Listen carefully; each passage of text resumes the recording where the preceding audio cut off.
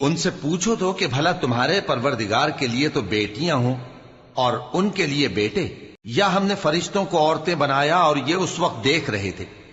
دیکھو، یہ اپنی جھوٹ بنائی ہوئی بات کہتے ہیں کہ اللہ کی اولاد ہے، حالانکہ یہ جھوٹے ہیں۔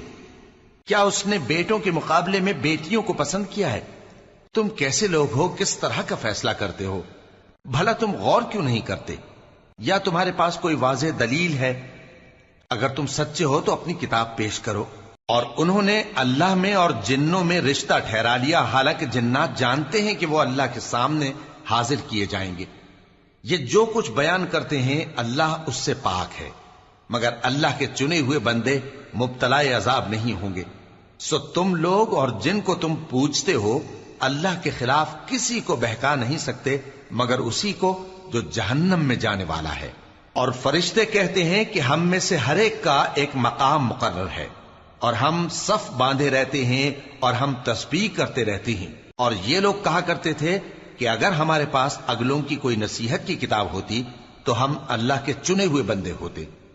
پھر اس سے کفر کرتے رہے، سو ان قریب ان کو اس کا نتیجہ معلوم ہو جائے گا۔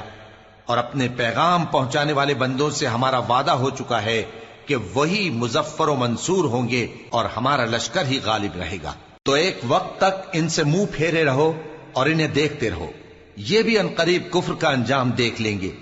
کیا یہ ہمارے عذاب کے لیے جلدی کر رہے ہیں؟